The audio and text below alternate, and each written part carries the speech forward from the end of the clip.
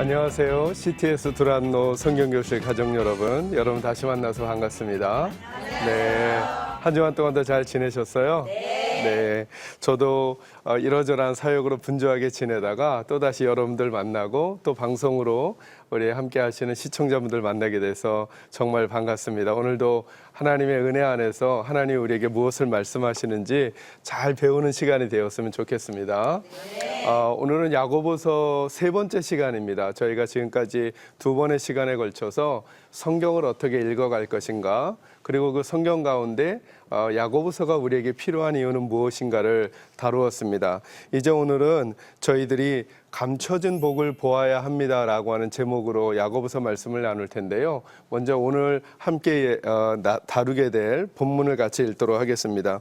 어디를 보시느냐 하면 야고보서 1장 2절에서 4절까지 말씀을 한번 보시기 바랍니다. 성경을 먼저 읽고 시작하도록 하겠습니다. 같이 한 목소리로 같이 읽겠습니다.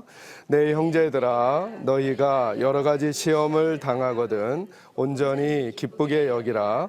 이는 너희 믿음의 시련이 인내를 만들어내는 줄 너희가 알미라.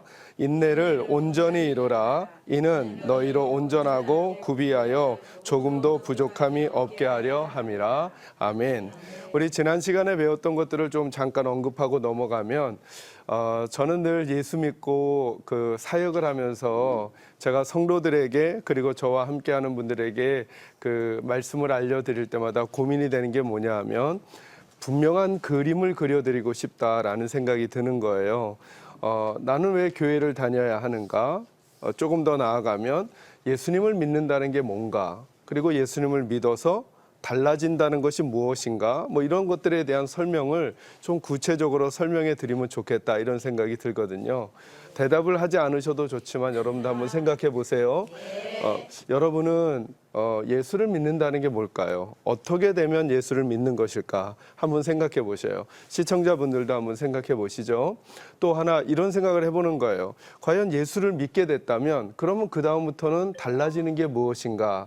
이런 생각을 해봐야 되는 거예요. 만약에 이런 생각들이 없이 예수님을 믿게 되거나 교회 생활을 하게 되면 어느 순간인가 교회 생활하는 것이 그냥 종교 생활에 불과하거나 아니면 어떤 행사에 참여하거나 세상에서 우리가 경험할 수 있는 동아리 모임을 하는 것과 그닥 다르지 않은 것 정도밖에 느끼지 못할 수도 있다는 것이죠. 그래서 제가 지난 시간들을 통해서 여러분에게 좀 알려드리고 싶었던 게 뭐냐면 예수를 믿는다는 게 뭔가, 소위 말해 예수 믿으면 구원받습니다 이렇게 설명하잖아요. 그러니까 예수 믿고 구원받는다고 한다면 그 구원받는다는 게 뭔가라고 생각할 때 저는 이동이라는 생각이 드는 거예요. 어떤 한 자리에 있다가 다른 자리로 이동하게 되는 거예요. 그러니까 구약 성경에 보면 출애굽을 하는 이스라엘 백성을 그려주잖아요. 애굽에 있던 그들을 하나님께서 가나안 땅으로 옮기셔요. 그러니까 너희는 여기 살 사람이 아니라 여기 살 사람이라는 거죠. 그러니까 첫 번째 구원은 장소의 이동이라는 거예요. 근데 그 장소는 다른 말로 하면 물리적인 장소만을 말하는 게 아니라 애굽이라고 하는 것은 하나님의 백성이 아니던 자리에서 하나님의 백성의 자리로 옮겨가는 걸 말하는 거예요. 그러니까 내가 예수 믿는다 이럴 때 첫 번째 의미는 뭐냐면 교회를 다닌다, 기도한다, 성경을 읽는다, 교회에서 봉사를 한다 이렇게 설명을 하는 게 아니라 내가 자리가 옮겨진 사람인가를 한번 생각해 보는 거예요. 어떤 자리요? 하나님의 백성이 아니던 자리에서 하나님의 백성이 되는 자리로 옮겨가는 거죠.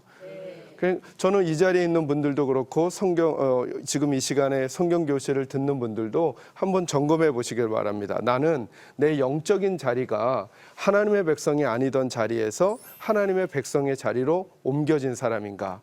그러면 물음표가 생기겠죠. 목사님, 어떻게 해야 하나님의 백성이 아니던 자리에서 하나님의 백성의 자리로 옮겨지게 되는 걸까요? 애굽에서 나오는 방법이 딱 하나 있었어요. 어린 양을 잡아서 그 어린 양의 피를 문설주와 좌우 임방에 바르고 그 방 안에 들어갔을 때 하나님의 진노를 넘어가게 되어 이 절기를 유월절이라 그러거든요. 그 방 안에 들어간 장자들을 포함한 이스라엘 백성들이 살게 된 거예요. 어린 양의 피, 보혈, 이것은 나중에 누구를 상징하는 것이 되느냐 하면 예수님의 십자가 보혈을 상징하는 거예요. 그러니까 영적인 자리를 이동하는, 그러니까 장소의 이동, 자리의 이동, 그리고 신분이 변하는 거죠. 그죠? 하나님의 백성이 아니던 신분에서 하나님의 백성이 되는 신분, 이 신분의 변화는 오직 방법이 하나밖에 없어요. 누구를 믿어야 할까요? 예수님을 믿는 방법밖에 없는 거예요. 교회 일을 열심히 해도 안 돼요. 교회에서 직분을 받아도 안 돼요. 내가 교회를 다닌 시간이 오래됐다고 해도 안 돼요. 교회와 관련된 일을 해도 신분의 이동은 될 수 없어요. 오직 한 가지 방법밖에 안 되는 거예요. 예수를 믿는 방법밖에 없어요. 그 예수를 믿는다는 걸 성경은 어떻게 표현하느냐 하면 예수님을 내 마음에 모신다 이렇게 표현하는 거예요. 이래서 첫 번째 구원의 이동은 그 자리와 신분과 장소가 이동하는 거죠. 두 번째 예수를 믿는다는 거, 구원받았다라고 하는 걸 설명할 때 어떻게 설명해야 되느냐 하면, 그러면 우리 흔히 이렇게 말하잖아요. 예수 믿으면 어디 간다 그래요? 천국 간다 그러죠. 그러면 예수 믿고 천국 가는 게 목적이라면 저는 늘 궁금한 거예요. 그러면 성경이 이렇게 두꺼울 필요가 없을 것 같아요. 왜냐하면 이 땅은 어떻게 살든지 예수 믿고 천국만 가면 되는데, 그러면 이 땅에 막 살다가 예수 믿고 천국만 가면 되는데 이거 너무 읽기도 어렵고 양도 많은 성경을 하나님은 왜 주셨을까? 여러분, 성경은 다른 말로 하면 제가 두 가지로 요약해 드렸죠. 하나는 성경은 자와 같다. 또 하나는 성경은 매뉴얼과 같다. 매뉴얼이라는 게 뭐예요? 내가 가지고 있는 스마트폰을 혹은 내가 가지고 있는 어떤 전자제품을 어떻게 써야 하는지가 잘 기록된 거예요.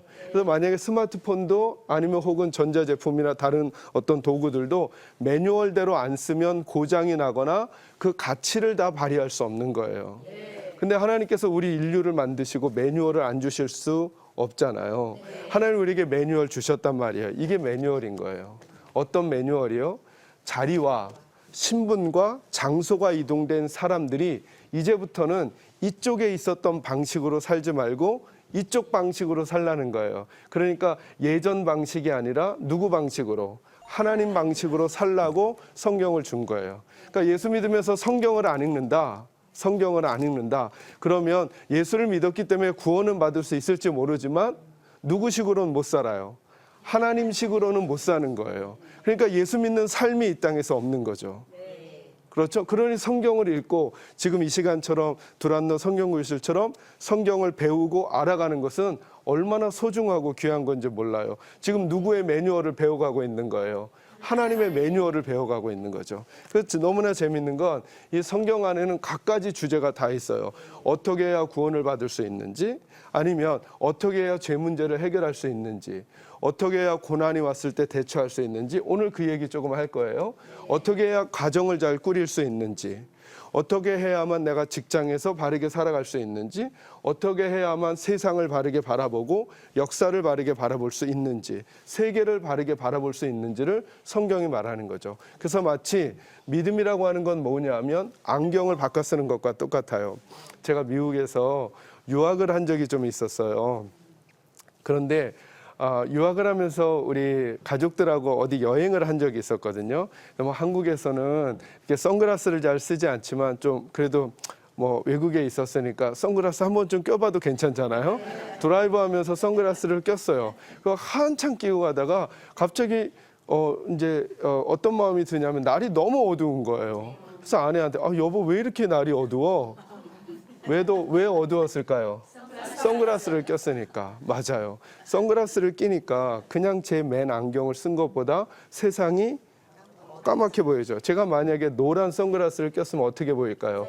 노랗게. 빨간 걸 썼으면 빨갛게. 자, 우리에게 벌어지는 가정에 대한 일, 자녀 문제에 대한 일, 직장에 대한 일, 슬픔에 대한 일, 고통에 대한 일, 기쁨에 대한 일, 좋은 것에 대한 그 일들을 내가 어떤 안경을 쓰고 사느냐에 따라 인생이 달라진다는 거예요.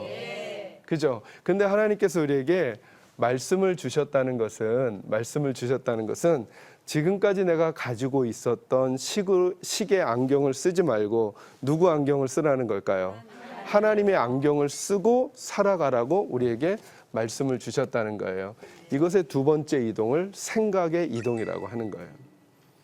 그래서 예수를 믿게 된다는 것은, 예수를 믿게 되면 지금까지 살던 그 장소에서 다르게 사는 게 아니라, 그러니까 예를 들면 예수님을 갑자기 믿게 되면 어떤 분들은 목회자가 되려고 그래요.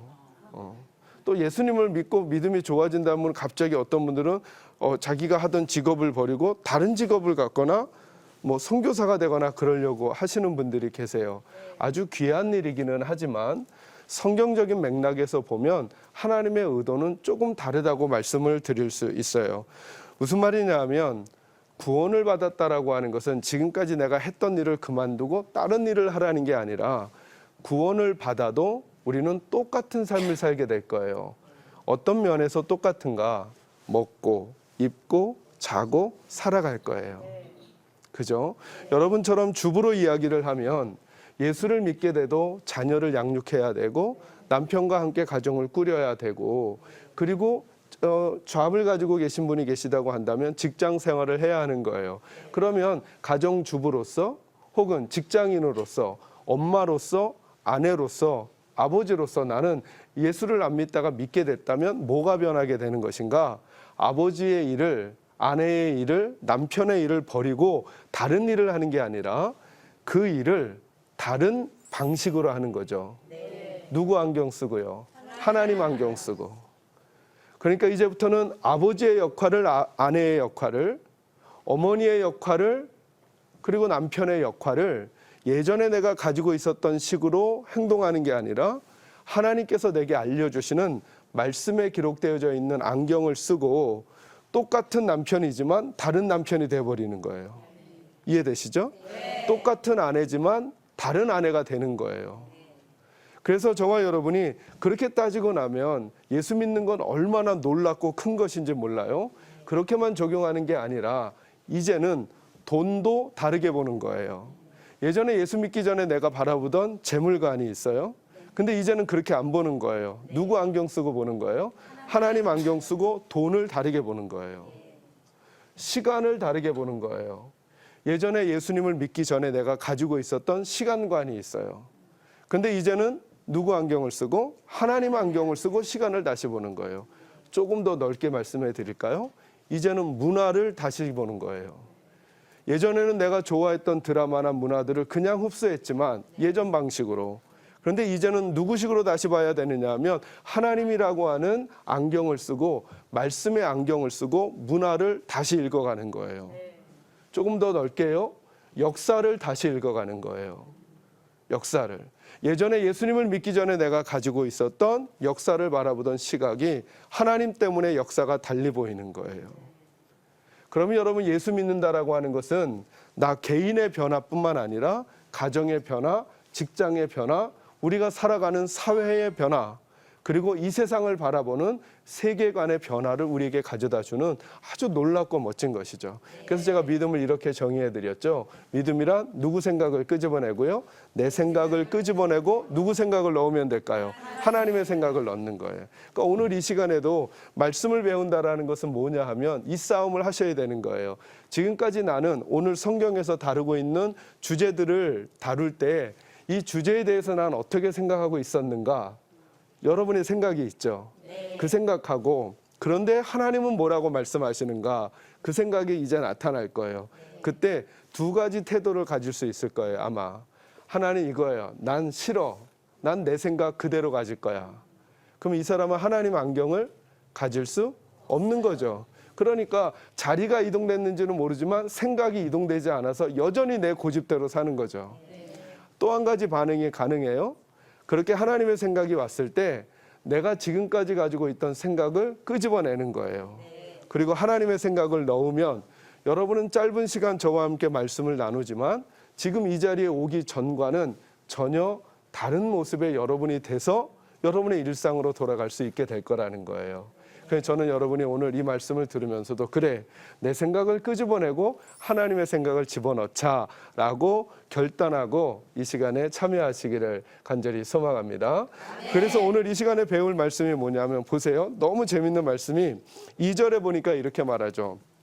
2절만 같이 한번 읽어볼까요? 다시 한번 읽습니다. 내 형제들아, 너희가 여러 가지 시험을 당하거든 온전히 기쁘게 여기라. 아멘. 이렇게 말씀하셨어요. 자, 여러분 이 말씀 그냥 읽지 말고 찬찬히 다시 한번 생각해 보세요. 내 형제들아, 너희가 여러 가지 시험을 당하거든. 이 시험이란 말은 다른 말로 바꾸셔도 돼요. 시련 혹은 고난으로 바꿔도 돼요. 그러니까 간략하게 요약하면 뭘 기쁘게 여기라는 거예요. 고난을 기쁘게 여기라는 거죠. 질문할까요? 고난이 기쁜 거예요? 슬픈 거예요? 고난이 좋은 거예요? 나쁜 거예요? 우리들이 느끼기에. 그렇죠. 우리는 고난이 오는 거 싫어하죠. 안 왔으면 좋겠죠. 나를 피해 갔으면 좋겠죠. 근데 지금 하나님은 뭐라 그러세요? 내 형제들아, 너희가 여러 가지 시험, 시련, 고난을 만나거든 뭐 하라고요? 내 생각하고 같아요, 달라요? 이제 결정하셔야 된다는 거예요. 어떻게 할까? 어떻게 할까? 아, 나 시련 싫어, 고난 싫어라고 내가 생각했던 걸 그대로 고집할까? 아니면 왜 하나님은 내가 시련과 고난을 싫어하는 걸 뻔히 아시면서도 우리에게 고난과 시련이 다가왔을 때 한번 뭘 이동하라는 거예요? 생각을 이동해 보라는 거예요. 어떻게? 시련이 내게 기쁨이 될 수도 있다는 생각을 한번 해보지 않겠냐고 지금 우리에게 말씀하고 있는 거예요. 그래서 여러분, 때로 하나님의 말씀은 폭탄과도 같아요. 잔잔했던 내 삶에, 나 그냥 이렇게 살아도 될 것 같았던 내 삶에 다른 얘기를 던져주는 거예요. 그래서 이 말씀을 부여잡고 살아가다가 보면 내 존재가 바뀌는 경험들을 할 수 있는 일들이 있을 수 있다는 거예요. 생각의 이동을 하나님은 계속 말씀하시는데, 여러분 성경 구절을 한 군데 더 보겠습니다. 로마서 12장 2절을 한번 보겠습니다. 로마서 12장 2절 우리 같이 한번 읽겠습니다. 읽습니다. 너희는 이 세대를 본받지 말고 오직 마음을 새롭게 함으로 변화를 받아 하나님의 선하시고 기뻐하시고 온전하신 뜻이 무엇인지 분별하도록 하라. 아멘.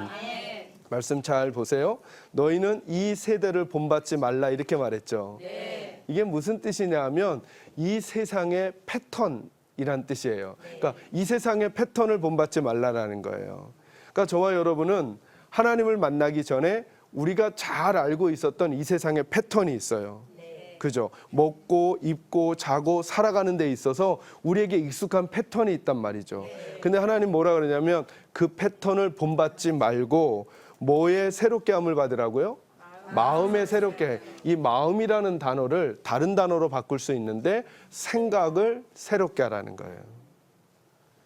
그러니까 예수 믿는 것을 하나님이 그렇게 설명해 주시는 거예요.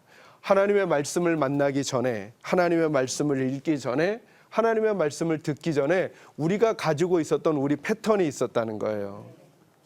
여러분, 누가 뒤에서 내 흉 보면 우리는 어떻게 반응해요? 나를 돌아보나요? 그분이 나를 한 대 때리면 거의 반 돌아가시게 하나요? 후자에 가깝죠. 그게 우리 패턴이었어요.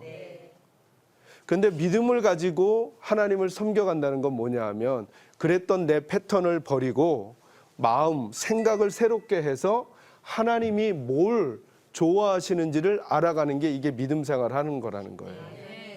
그럼 여러분 그렇게만 생각해 놓고 봐도 믿음 생활은 매우 선명하죠. 아, 그렇구나. 믿음이 좋아진다는 것은 내 생각을 끄집어내고 하나님의 생각을 자꾸 넣어가는 거구나.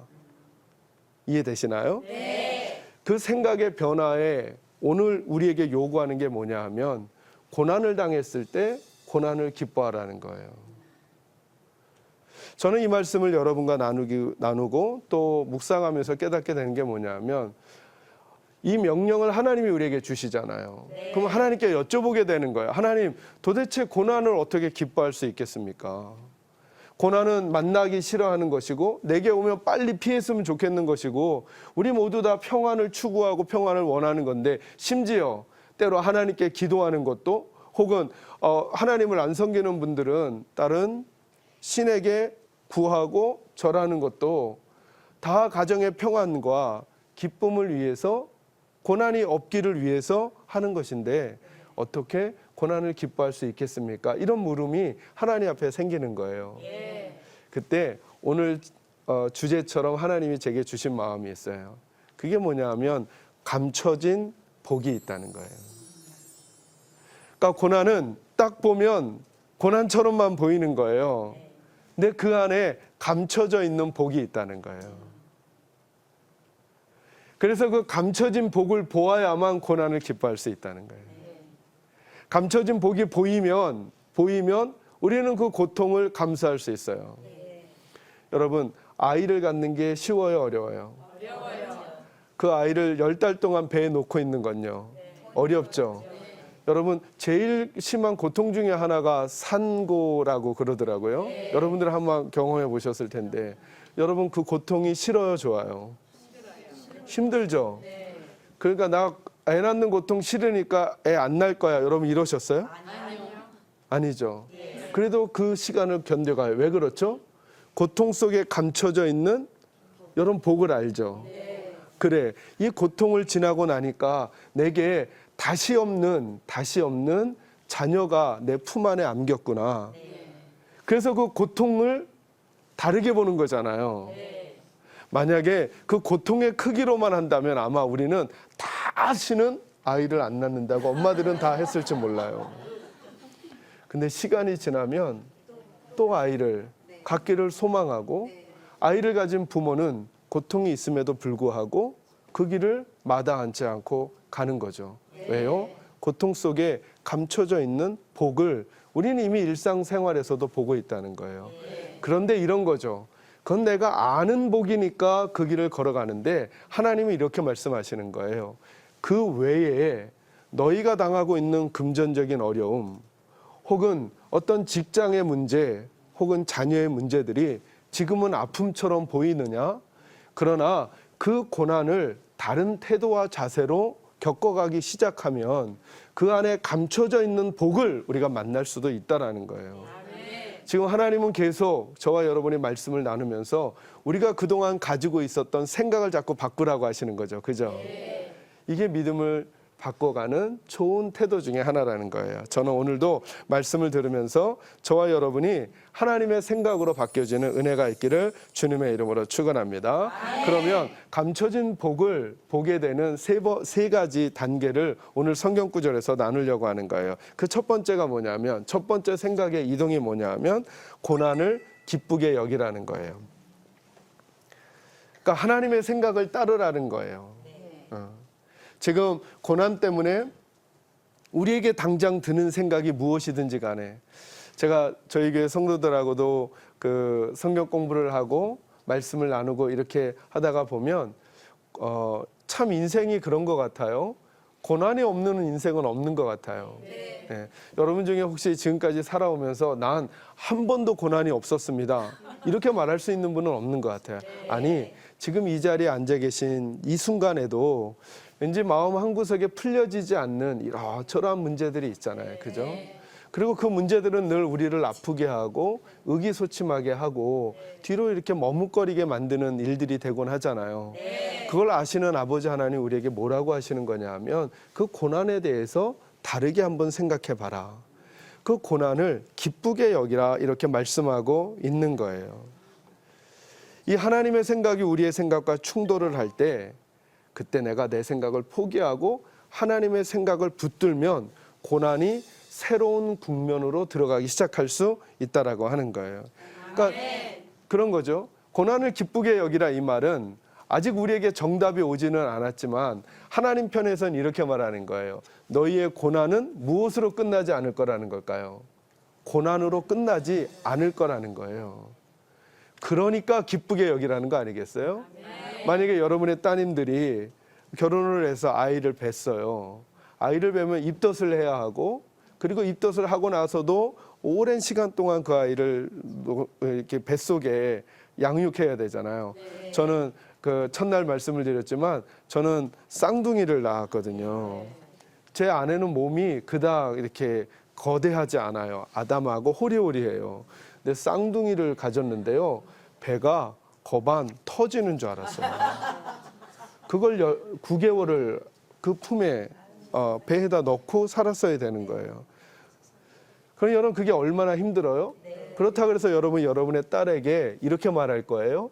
너 너무 힘들어. 너무 힘들어. 너무 힘드니까 포기하는 게 나을걸? 이렇게 말하는 엄마는 없죠. 그죠? 너의 이 고통은 고통으로 끝나지 않을 거야. 그 시간이 지나고 나면 내게 좋은 선물이 기다리고 있을 거야. 이렇게 말하지 않겠어요? 그죠? 지금 하나님이 우리에게 그렇게 말씀하는 거예요. 고난을 기쁘게 여기거라 내 자녀들아. 왜냐하면 너희가 지금 억울함을 당하고 답답함을 당하고 힘듦을 당하고 있겠지만 그건 그것으로만 끝나지 않을 거야. 그것으로만 끝나지 않을 거야. 그러니 지치지 말고, 그러니 포기하지 말고, 그러니 너무 아파하지 말고 마음의 용기를 내고, 고난은 고난으로만 끝나지 않는 일로 내가 너희에게 가져다 줄 테니 고난을 기쁘게 여기도록 해라. 이렇게 말씀해 주시는 하나님의 음성이 여러분에게 들려지기를 바라요. 아멘. 여러분 로마서 8장 28절에서 뭐라고 말씀하시느냐 하면 이렇게 말씀하세요. 우리를 사랑하시는 하나님 안에서 우리에게 벌어지는 일들이 끝내는 합력해서 선을 이룰 거래요. 모든 것이. 때로는 내게 나빠 보이는 것도 합력해서 하나님을 신뢰하고 하나님의 방식으로 바라보고 하나님의 방식으로 살아가는 사람들에게는 지금이라면 지금, 아니라면 나중에라도 끝내 그것이 합력해서 색깔을 바꿔서 우리에게 좋은 색깔로 오게 될 거라는 거예요. 그게 하나님의 약속인 거예요. 저는 먼저 바라기는 여러분이 이 생각을 넣기를 바랍니다. 시련은 시련으로만 끝나지 아니하고 더 나은 열매로 내게 올 거라는 것을 믿는 저와 여러분이 꼭 되시기를 간절히 소망합니다. 아멘. 두 번째, 어떻게 우리가 감춰진 복을 볼 수 있겠는가? 여러분 3절 말씀을 보겠습니다. 3절 같이 읽습니다. 이는 너희 믿음의 시련이 인내를 만들어내는 줄 너희가 알미라. 왜 우리가 감춰진 복을 볼 수 있게 되는가? 그리고 보려면 어떤 태도를 가져야 되는가? 두 번째 생각의 이동이 뭐냐 하면 믿음의 또 다른 단어, 내가 믿음을 가졌다는 또 다른 단어가 인내라는 것입니다. 그러니까 우리가 고난을 기쁘게 여기기 시작하면 이 믿음의 시련이 우리에게 인내를 만들어낸대요. 인내라는 게 뭐냐면 이렇게 바꿀 수 있어요. 인내는 견디는 힘, 요동하지 않는 힘, 그리고 넓은 품을 갖는 힘, 혹은 목적을 놓치지 않는 힘이에요. 여러분, 아마추어와 프로의 차이가 뭘까요? 이게 뭔 말인가 싶으시죠? 어떤 일을 대할 때 아마추어와 프로의 차이가 뭘까요? 뭐 경험이 많고 경험이 없고 이런 것일 수도 있겠죠. 근데 제가 분별하니까 크게 두 가지에서 차이가 나는 것 같아요. 아마추어하고 프로의 차이는 어떤 일이 딱 발생하면, 예를 들어서 컴퓨터에 대한 아마추어와 전문가, 프로의 차이가 뭐냐 하면 컴퓨터를 막 하다가 고장이 난 듯하면 아마추어는 당황하겠죠. 프로는요, 당황하지 않죠. 이게 뭐가 문제일까? 당황하지 않고 그 문제를 풀어가겠죠. 또 하나 차이는 뭐냐면 보면 아마추어는 힘으로 해결하려고 그래요. 여러분, 우리 어릴 적 그런 추억 한 번쯤은 있겠지만, 여러분 TV를 보다가 브라운관에 막 줄 그어지고 막 그러잖아. 그럼 어떻게 하나요? 우리는 때리죠. 힘으로 해결하죠. 프로는 어떻게 할까요? 뭐가 문제일까? 도리어 때리지 말라 그러겠죠. 자칫하면 그 부속품이 망가질까 봐 뒤에 패널을 열고 뭐가 문제일까 살필 거예요. 우린 공중전화를 하다가 안 되면 어떻게 해요? 일단 때리고 봐요. 자판기에 동전을 넣었는데 안 나오면요? 그죠? 아마추어는 다 때려요. 다 힘으로 해결해. 그래서 문제를 더 악화시키거나 나쁘게 만드는 경우가 있어요. 더 나쁜 건 뭐냐면 요행스럽게 힘으로 해결했는데 한 번 해결이 되잖아요. 그 사람은 그 다음에도 뭘 사용할까요? 힘을 사용해서 또 때리는 거예요. 전문가는요, 때리지 않아요. 무슨 말이냐 하면 시련은, 믿음의 시련은 우리에게 인내를 만들어낸다라고 하는 것은 고난이 가져다주는 유익이 있다는 거예요. 고난은 어떤 유익을 가져다 주냐 하면 고난을 잘 넘어가기만 하면 우리를 당황하지 않게 해줘요. 여러분, 저희들의 인생이라는 게 이런 거 아니죠. 살다가 고난은 딱 한 번만 오게 돼 있는 거 아니죠. 요거 지나고 나면 희한해요. 이 문제 해결하면 저 문제가 터져요. 저 문제 해결하면 저쪽 문제가 터져요. 저거 해결하면 또 요쪽에서 터져요. 근데 왜 우리가 왜 모든 일들마다 당황스럽고 힘든가? 고난을 하나님의 방식대로 잘 넘어가지 않고 아마추어가 되어 있는 거예요. 고난의 문제. 그러니까 뭐 할 거라고요? 고난이 오면 먼저 당황하게 되죠. 당황하니까 바른 방법을 사용하지 않고 내가 아는 다른 의도적인 힘으로 뭔가를 하려고 하는 거예요. 그러다가 문제가 더 악화되는 거예요. 여러분, 당황하면 참 큰일이에요. 내가 당황한다는 건 뭐냐 하면 아까 인내라고 하는 건 요동하지 않는다, 중심을 잡는다, 목적성을 잃어버리지 않는다, 이런 표현을 제가 설명해 드렸잖아요. 그러니까 당황한다는 건 거꾸로 뭐냐면 내가 흔들린다는 거예요. 내가. 여러분, 어떤 물체를 봐야 되는데 내가 흔들리면 그 물체를 바르게 볼 수 있을까요? 안 되겠죠. 물체가 움직이더라도 내가 딱 중심을 잡고 있으면 캐치를 해낼 수 있는 여지가 있는데 내가 흔들려 버리면 흔들리는 물체를 잡아낼 수가 없는 것과 똑같은 거예요. 고난이 왔다는 건 뭐예요? 내 터가 지금 흔들리고 있다는 거예요.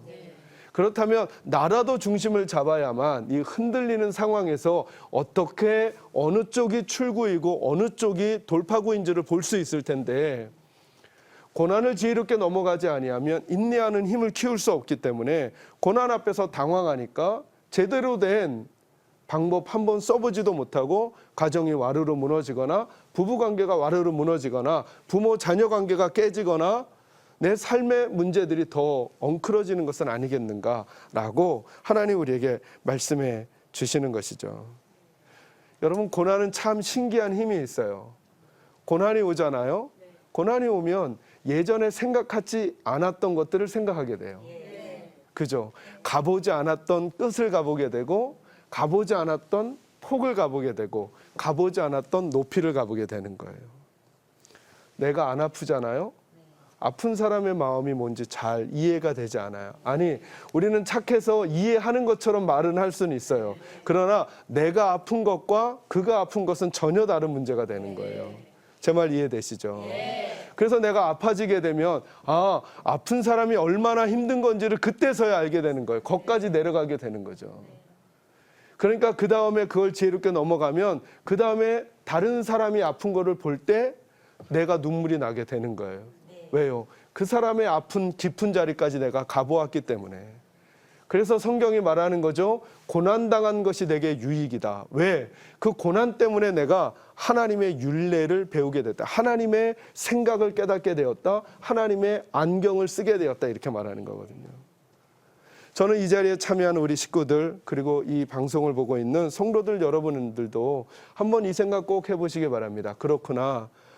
믿음의 시련이 우리에게 인내를 만들어줘서 우리로 하여금 더 넓은 사람, 그리고 더 깊은 사람, 더 높은 사람 만들어주셔서 시간이 지났을 때 어떤 문제가 발생했을 때 그것을 또다시 해결하게 하는 하나님의 힘을 우리에게 가져다 주시는구나.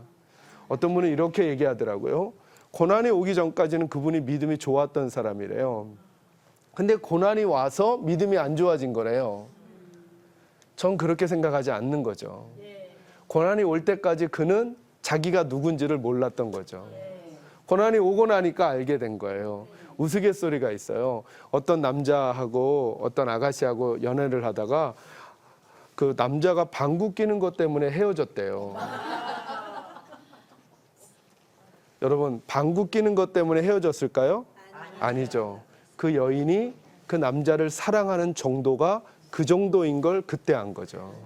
그죠? 원래부터 그랬던 거죠. 고난이라고 하는 것은 우리가 누군지를 보여주는 거예요. 그러니까 기회죠.